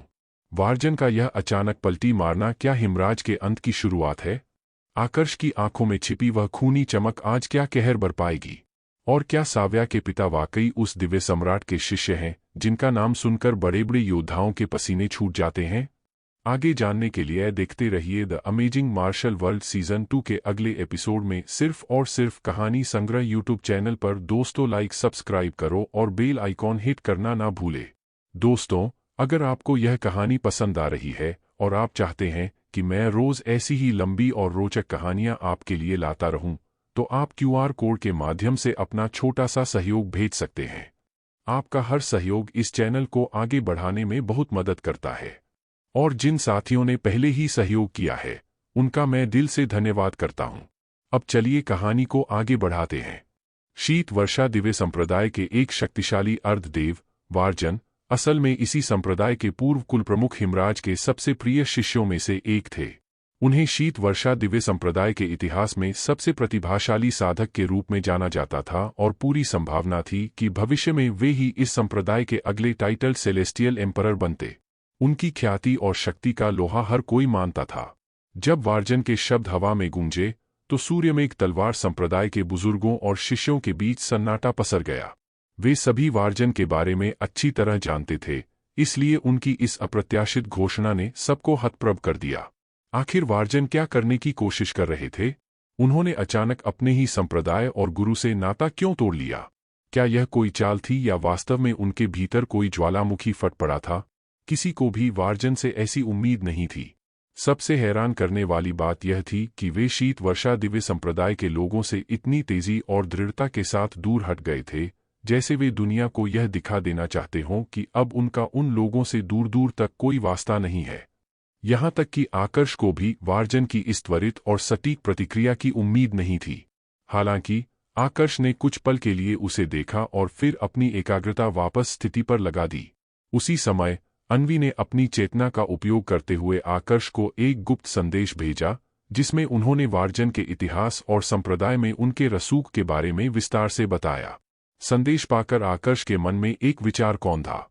यह वार्जन कोई साधारण व्यक्ति नहीं है। उसने निश्चित रूप से खतरे को भांप लिया है। लेकिन फिर भी केवल अपनी अंतरात्मा के संकेत पर अपने गुरु को इतनी बेरहमी से धोखा देना कोई छोटी बात नहीं थी। आकर्ष समझ गया कि वार्जन के इस व्यवहार के पीछे गहरी परतें छिपी हैं। वार्जन! हिमराज का गला गुस्से से भर आया और वह दहाड़ उठा। वहां मौजूद हर किसी में से हिमराज को ही सबसे बड़ा झटका लगा था। उसे सपने में भी उम्मीद नहीं थी कि उसका अपना सबसे होनहार शिष्य इस तरह गद्दार निकल जाएगा। उसने अपनी जलती हुई नजरों से वार्जन को देखा और बहुत ही धीमी लेकिन घातक आवाज में पूछा, तुम्हारी इस जुर्रत का मतलब क्या है? हिमशेखर भी, जो अब तक सन्न खड़ा था, वार्जन को घृणा और अविश्वास भरी नजरों से देख रहा था। उसे अपनी आंखों पर यकीन नहीं हो रहा था कि जिस व्यक्ति को वह अपना आदर्श मानता था, वह आज इस तरह पीठ दिखाकर भाग खड़ा हुआ। हिमराज, वार्जन ने बड़ी बेरुखी से अपने पूर्व गुरु की ओर देखा और बोलना शुरू किया। जो हो रहा है, उसके बारे में तुम्हें सबसे ज्यादा स्पष्ट होना चाहिए। तुमने केवल अपने बेटे हिमनरेश को शीत वर्षा दिव्य संप्रदाय का कुल प्रमुख बनाने के लिए समय से पहले सेवानिवृत्ति ले ली, जबकि तुम अच्छी तरह जानते थे कि उस पद के लिए मैं तुमसे कहीं ज्यादा योग्य था। हालांकि मुझे उस कुर्सी का कभी लालच नहीं रहा, लेकिन क्या तुम्हें नहीं लगता कि तुम्हारी हरकतें बहुत ही नीच और स्वार्थ से भरी थीं? संप्रदाय की जो चीजें उन लोगों को मिलनी चाहिए थी जो उनके हकदार थे, तुमने वे सब बटोरकर अपने बेटे की झोली में डाल दी। अगर मैं अब भी इस संप्रदाय में रहता, तो यह केवल मेरी साधना और टाइटल सेलेस्टियल एम्परर बनने के मेरे रास्ते में एक रुकावट ही बनता। मैंने बहुत पहले ही यहाँ से जाने का मन बना लिया था, लेकिन आज का दिन मुझे इसके लिए सबसे उपयुक्त लगा। तुम, हिमराज फिर से दहाड़ा, तुम नमकहराम और धोखेबाज इंसान। क्या तुम भूल गए कि तुम्हें इस काबिल किसने बनाया? तुम्हें किसने सहारा दिया और पाला पोसा? वार्जन ने तिरस्कारपूर्वक एक हंसी हंसी। तुम खुद को बहुत ऊंचा समझते हो। उस समय मैं स्पष्ट रूप से अपने भाई से ज्यादा प्रतिभाशाली था, इसलिए तुमने मुझे अपना शिष्य बनाया जबकि मेरा भाई एक कमजोर संप्रदाय में चला गया। लेकिन उस संप्रदाय ने उसे दिल से अपनाया और उसकी साधना में जान लगा दी। आज वह मुझसे कहीं ज्यादा शक्तिशाली हो चुका है। अगर मैं उसके साथ गया होता, तो आज मैं कहाँ होता, इसकी तुम कल्पना भी नहीं कर सकते। उसने मुस्कुराते हुए आगे कहा, मैं आज तुम्हारे इस कीचड़ भरे तमाशे में शामिल नहीं होने वाला। वार्जन दूर जाकर खड़ा हो गया और अपने सीने पर हाथ बांधकर हिमराज का मजाक उड़ाने लगा। फिर उसने अपनी निगाहें आकर्ष की ओर घुमाई और कहा, महोदय, अगर आप सक्षम हैं, तो आपको इन सबको मार डालना चाहिए। मैं बीच में नहीं आऊंगा, और अगर वे आपसे ज्यादा ताकतवर निकले, तब भी मैं कोई दखल नहीं दूंगा। वार्जन के दिल की कड़वाहट सुनने के बाद वहां मौजूद हर किसी को उसकी इस हैरान करने वाली प्रतिक्रिया का कारण समझ में आ गया। हिमराज ने दांत पीसते हुए कहा, वार्जन, इस मामले को सुलझाने के बाद मैं सबसे पहले तुझे खत्म करूंगा। बूढ़े आदमी, माना कि तुम मुझसे थोड़े ज्यादा ताकतवर हो, लेकिन मुझे मारना तुम्हारे लिए इतना आसान नहीं होगा। वार्जन ने बहुत ही लापरवाह अंदाज में जवाब दिया। हिमराज ने एक लंबी सांस ली और अपना ध्यान आकर्ष की ओर मोड़ा। वह जानता था कि अगर वह अभी वार्जन से उलझा, तो सूर्यमेघ तलवार संप्रदाय के लोगों को भागने का मौका मिल जाएगा। जैसे ही हिमराज कुछ बोलने के लिए अपना मुंह खोलने वाला था, आकर्ष ने उसकी बात बीच में ही काट दी। रुकने की जरूरत नहीं है, अपनी पूरी ताकत के साथ हमला करो। मैं भी देखना चाहता हूं कि तुम कितने शक्तिशाली हो, जो मेरी बेटी को शादी के लिए मजबूर करने की हिम्मत रखते हो। आकर्ष का बैंगनी लिबास हवा न होने के बावजूद लहराने लगा। हालांकि उसकी आवाज बहुत ही शांत और नपीतुली थी, लेकिन हर कोई उस शांत लहर के नीचे उबलते हुए गुस्से को महसूस कर सकता था। यह एक भयानक तूफान के आने से पहले की खामोशी थी। हिमराज का चेहरा थोड़ा फीका पड़ गया और उसके दिल में एक अनजाना डर समाने लगा। उसके सामने खड़ा यह व्यक्ति असामान्य रूप से शांत था, लेकिन अब पीछे हटने का कोई रास्ता नहीं था। उसे पता था कि अगर वह भागने की कोशिश भी करेगा, तो उसका विरोधी उसे जीवित नहीं छोड़ेगा। सरसराहट। जैसे ही आकर्ष की बात खत्म हुई, हिमराज के शरीर के चारों ओर वायु तत्व के नियम से भरी आंतरिक ऊर्जा किसी पागल आंधी की तरह घूमने लगी। ऐसा लग रहा था जैसे वह अपने रास्ते में आने वाली हर चीज को कुचलकर रख देगी। उदीती, सुजाना, साव्या और बाकी सब इस भयानक दृश्य को देख रहे थे, लेकिन आकर्ष के पीछे खड़ी सुवर्णा अपनी हंसी नहीं रोक पाई। उसने खिलखिलाते हुए कहा, यह देखने में तो त्रिगुण दिवेश्वर जैसा लगता है, लेकिन इसने अब तक वायु तत्व के नियम को पूरी तरह समझा तक नहीं है। सुवर्णा के लिए यह स्पष्ट था कि हिमराज न केवल तत्वों के गहरे रहस्यों को जोड़ने में विफल रहा था, बल्कि सबसे शर्मनाक बात यह थी कि उसने वायु तत्व के सभी 9 रहस्यों को भी सिद्ध नहीं किया था। उसकी आंतरिक ऊर्जा को देखकर साफ था कि उसने वायु तत्व के केवल 8 रहस्यों पर ही पकड़ बनाई थी।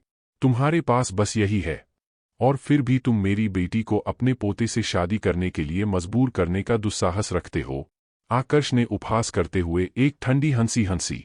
उसने अपने हाथ के एक साधारण इशारे से सप्तछिद्र रत्न तलवार को प्रकट किया।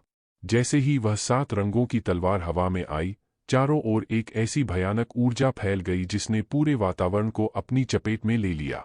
इससे पहले कि कोई कुछ समझ पाता, आकर्ष ने अपनी तलवार घुमाई और 7 रंगों वाली ऊर्जा की किरणें आसमान की ओर उठ गईं। फिर वे बिजली की तेजी से नीचे गिरीं, जैसे आसमान से फूलों की पंखुड़ियां गिर रही हों। कुछ ही पलों में उन किरणों ने एक विशाल रंगीन पिंजरा बना लिया और हिमराज तथा हिमशेखर को उसके भीतर कैद कर दिया। पिंजरे के भीतर का दबाव हर बीतते सेकंड के साथ बढ़ता जा रहा था।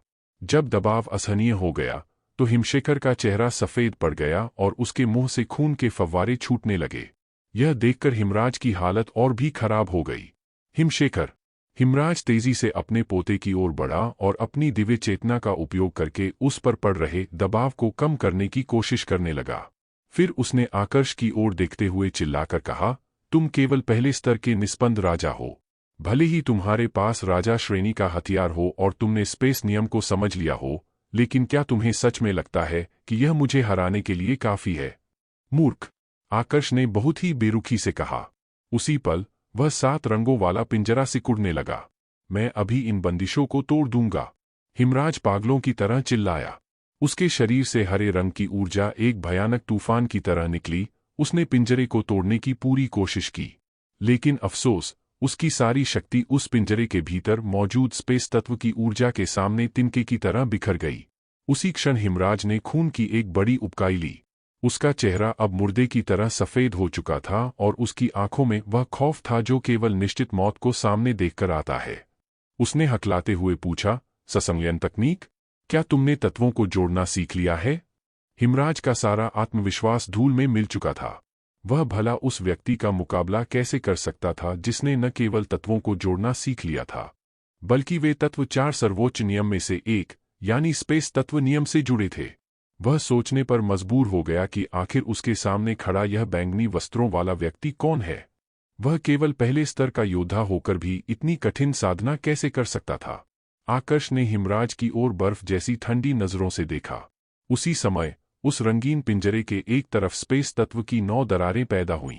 आयाम विदारक प्रहार की 9 घातक तलवार की किरणें सीधे हिमराज की ओर लपकीं। यह आकर्ष द्वारा विकसित की गई एक संलयन तकनीक थी जिसे उसने दिव्य शक्तियों की मदद से तैयार किया था। यह आयाम विदारक प्रहार और स्पेस तत्व का एक ऐसा मिश्रण था जिसने उसे इन किरणों की संख्या, तीव्रता और सीमा पर पूर्ण नियंत्रण दे दिया था। नहीं! बेबस हिमराज निराशा में चीख पड़ा। इससे पहले कि वह कुछ कर पाता, स्पेस तत्व की ऊर्जा ने उसके दोनों पैरों को काटकर कीमे में तब्दील कर दिया। फिर एक और तीखी आवाज गूंजी और हिमराज का एक हाथ धड़ से अलग हो गया। चारों ओर खून के फव्वारे छूटने लगे, जिससे वहां का दृश्य अत्यंत भयावह और रूह कपा देने वाला हो गया। इस समय हिमराज असहनीय पीड़ा, पछतावे और निराशा से भरा हुआ था। वह यहां आया ही क्यों? अगर उसे पता होता कि सूर्यमेघ तलवार संप्रदाय जैसे साधारण संगठन के पीछे ऐसी विनाशकारी शक्ति खड़ी है, तो वह साव्या को मजबूर करने का विचार सपने में भी नहीं लाता। चिंता मत करो, शीत वर्षा दिव्य संप्रदाय भी मौत के इस खेल में तुम्हारा साथ देने जल्द ही आएगा, आकर्ष ने बहुत ही सपाट लहजे में कहा, जैसे वह किसी मौसम की चर्चा कर रहा हो। हिमराज की आंखें खौफ से फटी रह गईं। वहीं हिमशेखर का चेहरा और भी ज्यादा सफेद पड़ गया था। उसने कभी कल्पना भी नहीं की थी कि जिस लड़की पर उसने अपनी बुरी नजर डाली थी, उसका पिता इतना शक्तिशाली होगा कि उसके दादाजी भी उसके सामने चींटी की तरह कुचले जा रहे थे। क्या आकर्ष वाकई शीत वर्षा दिव्य संप्रदाय का नामो निशान मिटा देगा? हिमराज की इस भयानक हालत को देखकर संप्रदाय के बाकी शिष्यों का क्या होगा? और क्या वार्जन इस विनाश से खुद को बचा पाएगा? आगे जानने के लिए देखते रहिए the amazing martial world season 2 के अगले एपिसोड में। दोस्तों, अगर आपको यह कहानी पसंद आ रही है और आप चाहते हैं कि मैं रोज ऐसी ही लंबी और रोचक कहानियां आपके लिए लाता रहूं, तो आप QR कोड के माध्यम से अपना छोटा सा सहयोग भेज सकते हैं। आपका हर सहयोग इस चैनल को आगे बढ़ाने में बहुत मदद करता है। और जिन साथियों ने पहले ही सहयोग किया है, उनका मैं दिल से धन्यवाद करता हूं। अब चलिए कहानी को आगे बढ़ाते हैं। एक ओर खड़े वार्जन यह सब फटी आंखों से देख रहे थे। उनका मुंह आश्चर्य से खुला का खुला रह गया था। मन ही मन उन्होंने ईश्वर का लाख लाख धन्यवाद किया कि उन्होंने समय रहते सही निर्णय ले लिया था, वरना आज उनकी लाश भी इन्हीं के साथ कहीं पड़ी होती। इस युवक का आत्मविश्वास देखकर मुझे पहले ही आभास हो गया था कि यह कोई साधारण इंसान नहीं है। शुक्र है कि मैंने सही मौके को पहचाना और हिमराज तथा इस संप्रदाय से अपने सारे रिश्ते तोड़ लिए। आखिर अगर यह युवक हिमराज को मारने में असफल भी रहता तो भी मुझे पूरा विश्वास था कि मैं हिमराज की पकड़ से भाग निकलने में सफल हो जाता। वार्जन के मन में हिमराज के प्रति असंतोष की ज्वाला बहुत समय से सुलग रही थी। उन्हें बस एक सही मौके की तलाश थी और आज उन्हें वह मौका मिल गया। इसके अलावा उन्हें महसूस हो रहा था कि आकर्ष जितना दिख रहा है उससे कहीं अधिक शक्तिशाली है। आखिर हिमराज का सामना करने से पहले इस युवक को उसकी ताकत का अंदाजा जरूर रहा होगा। अगर वह निडर खड़ा था तो इसका मतलब साफ था कि उसे अपनी जीत पर पूरा भरोसा था। क्या कोई भी समझदार इंसान बिना तैयारी के मौत के मुंह में कदम रखेगा? बिल्कुल नहीं। फिर भी आकर्ष की वास्तविक शक्ति उनकी कल्पना से कहीं ज्यादा निकली। वार्जन इस बात से सबसे अधिक हैरान थे कि आकर्ष केवल पहले स्तर का निष्पन्द राजा होने के बावजूद तत्वों के संलयन की तकनीक में इतना माहिर था। वार्जन खुद को काफी शक्तिशाली मानते थे, लेकिन द्विरूप दिवेश्वर होने के बाद भी वे केवल धातु तत्व के रहस्यों को ही पूरी तरह समझ पाए थे। वे तो अभी तत्वों को जोड़ने की कला सीखना शुरू ही कर रहे थे। उन्होंने गौर किया कि आकर्ष ने न केवल दोहरे तत्वों का संलयन किया था, बल्कि उसकी तलवार भी किसी राजा श्रेणी के हथियार से कहीं अधिक घातक लग रही थी। इसमें कोई आश्चर्य नहीं था कि आकर्ष ने इतनी आसानी से हिमराज को घुटने टेकने पर मजबूर कर दिया। वार्जन ने चैन की सांस ली। वे जानते थे कि अगर वे हिमराज के साथ मिलकर भी लड़ते तब भी आकर्ष को हराना नामुमकिन था। एक बार फिर उन्हें अपने सही फैसले पर गर्व हुआ। महोदय, हिमराज का चेहरा इस समय सफेद कागज की तरह पीला पड़ चुका था। जब उसने आकर्ष की ओर देखा तो उसकी आंखों में केवल और केवल खौफ था। यह सब मेरी गलती है। कृपया मेरे पोते और शीत वर्षा दिव्य संप्रदाय को इसके लिए सजा मत दीजिए। हिमराज जान चुका था कि आज उसकी मौत निश्चित है। वह आकर्ष के सामने एक तिनके के समान भी नहीं था। आकर्ष ने तिरस्कार भरी एक हंसी हंसी। उसने अपने हाथ के एक झटके से हवा की एक तेज धार पैदा की और हिमशेखर की कमर पर गहरा वार किया। हिमशेखर डर के मारे चीख उठा, दादाजी, मुझे बचाइए, मैं मरना नहीं चाहता। हिमराज की आंखें फटी की फटी रह गईं और उसने गिड़गिड़ाते हुए कहा, महोदय, कृपया दया करें। आकर्ष ने हिमराज की बात को अनसुना कर दिया और पीछे मुड़कर साव्या की ओर देखा। उसके चेहरे का कठोर भाव तुरंत गायब हो गया और उसकी जगह एक प्यार भरी मुस्कान ने ले ली। उसने कोमलता से पूछा, साव्या, क्या तुम इन्हें अपने हाथों से खत्म करना चाहोगी? हाँ। साव्या ने उन लोगों की ओर नफरत से देखा जिनकी वजह से उसकी प्रिय गुरु को अपमानित होना पड़ा और अपना संप्रदाय छोड़ना पड़ा। वह जानती थी कि उसकी गुरु इस संप्रदाय को अपनी जान से ज्यादा चाहती थी, इसलिए संप्रदाय छोड़ने की बात कहते समय उनके दिल पर क्या गुजरी होगी, साव्या इसका अंदाजा लगा सकती थी। उसके मन में गहरा पछतावा था। अगर वह यहाँ न होती तो शायद यह सब होता ही नहीं। हालांकि उसे पता था कि यह उसकी गलती नहीं है, फिर भी वह खुद को जिम्मेदार महसूस कर रही थी। मैं उन्हें तुम्हारे पास ले आता हूं। आकर्ष ने सिर हिलाया। उसने एक इशारे से बुरी तरह लहूलुहान हिमराज और हिमशेखर को खींचकर साव्या के करीब ला खड़ा किया। कृपया दया करें, हमें छोड़ दें। हिमशेखर अपनी जान की भीख मांग रहा था। उसका मानसिक संतुलन जवाब दे चुका था। वहीं हिमराज की आंखों में अब केवल गहरा सन्नाटा और निराशा थी। साव्या ने अपना हाथ उठाया और अपनी तलवार निकाल ली। उसने पूरी ताकत से वार किया और उन दोनों का अंत कर दिया जिनकी शक्ति उसके पिता ने पहले ही सोख ली थी। पिताजी! उन्हें मारने के बाद साव्या दौड़कर आकर्ष के गले लग गई और फूट फूट कर रोने लगी। वह अपने भीतर दबे हुए डर, गुस्से और उदासी को बाहर निकाल देना चाहती थी। आकर्ष ने बिना कुछ कहे उसे थाम लिया और धीरे से उसकी पीठ थपथपाने लगा। उसकी आंखों में अपनी बेटी के लिए अथाह प्रेम साफ झलक रहा था। उसने 200 सालों से अपनी बेटी को नहीं देखा था। उसे लगा था कि उसे दोबारा देखने के लिए अभी 700 साल और इंतजार करना होगा। किसे पता था कि वह दिव्य बलि भूमि से बच निकलने में सफल रहेगी और पिछले 100 सालों से इसी दृढ़ संहारक स्वर्ग में रह रही होगी। जब वह कल अपनी बेटी से मिला था तो उसकी खुशी का ठिकाना नहीं रहा था। जैसे ही उसे पता चला कि साव्या और अन्वी किस मुसीबत में फंसी हैं, उसने तुरंत उन्हें यहाँ ले चलने को कहा। हालांकि वे सुबह ही यहाँ पहुँच गए थे, लेकिन आकर्ष सही मौके का इंतजार कर रहा था। जब सूर्यमेघ तलवार संप्रदाय के बुजुर्ग और शिष्य अपने सदमे से बाहर आए तो वे आपस में फुसफुसाने लगे। क्या यह सच में साव्या के पिता हैं? हे भगवान! साव्या के पिता एक दिवेश्वर हैं? और वे तो साधारण दिवेश्वरों से कहीं ज्यादा शक्तिशाली लग रहे हैं। कितना रौब है इनका। संप्रदाय के ज्यादातर लोग आकर्ष को बड़ी श्रद्धा और विस्मय के साथ देख रहे थे। वे भला प्रभावित क्यों न होते। आकर्ष की शक्ति अतुलनीय थी। उसने हिमराज जैसे शक्तिशाली चतुर्थ आभास दिवेश्वर को, जो द्वितीय श्रेणी के संप्रदाय का सबसे ताकतवर योद्धा था, पल भर में धूल चटा दी थी। वे सोच रहे थे कि क्या वह कोई टाइटल सेलेस्टियल एम्परर है या उससे भी बड़ा कोई पद रखता है।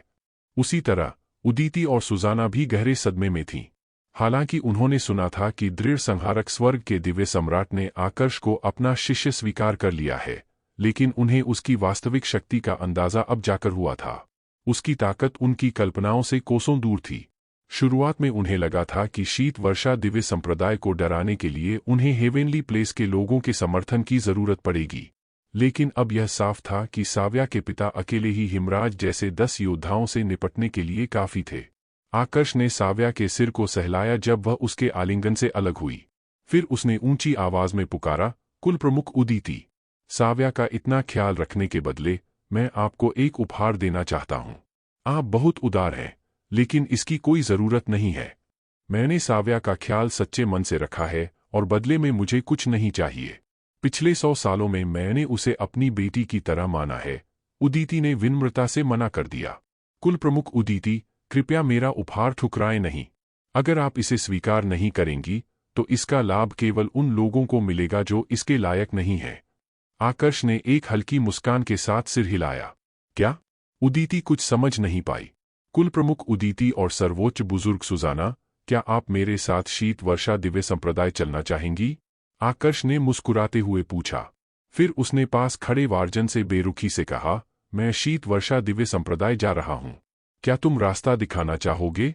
यह तो मेरा सौभाग्य होगा, वार्जन ने तुरंत कहा। साथ ही उसने मन ही मन सोचा, शीत वर्षा दिव्य संप्रदाय अब पूरी तरह बर्बाद होने वाला है। आकर्ष साव्या, अन्वी, माया और सुवर्णा को लेकर वार्जन के पीछे चल पड़ा। उस समय उदीती, सुजाना और संप्रदाय के बाकी लोगों को समझ आया कि आकर्ष किस उपहार की बात कर रहा था। उनकी आंखें फटी की फटी रह गईं।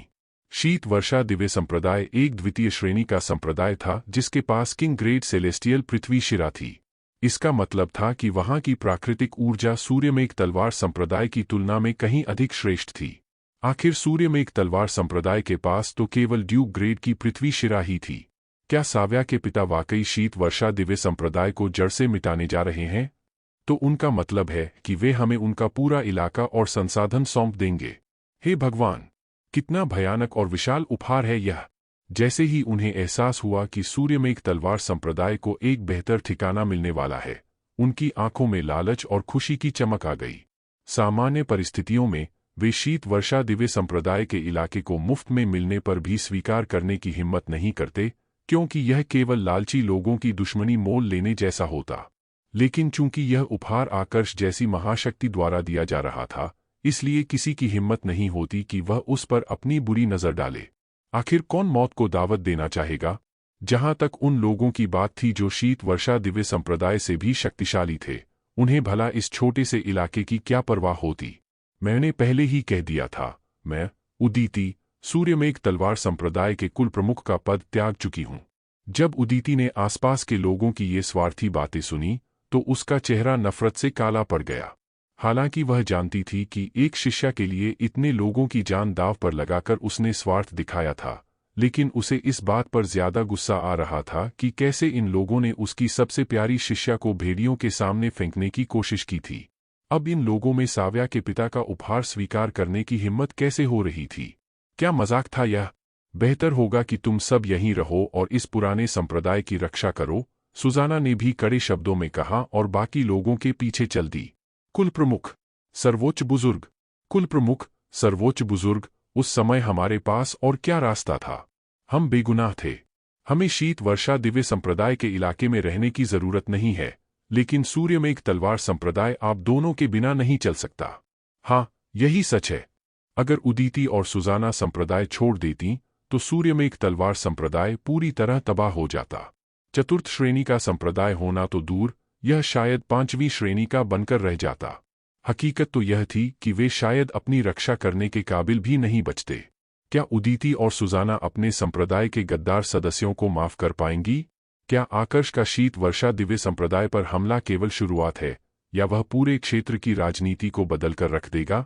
और क्या साव्या अपने पिता के इस रौद्र रूप को देख पाएगी? दोस्तों, यह चैनल केवल मेरा नहीं है, यह हम सबका है।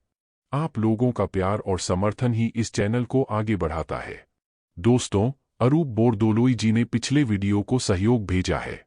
कुछ साथियों ने QR कोड के माध्यम से सहयोग भेजकर इस यात्रा को और मजबूत बनाया है, और मैं उनका दिल से आभारी हूं। अगर आपको यह कहानियां सच में पसंद आती हैं और आप चाहते हैं कि यह चैनल और आगे बढ़े, तो आप भी QR कोड के माध्यम से अपना छोटा सा सहयोग भेज सकते हैं। आपका छोटा सा सहयोग भी इस चैनल के लिए बहुत बड़ी ताकत बन जाता है। धन्यवाद दोस्तों।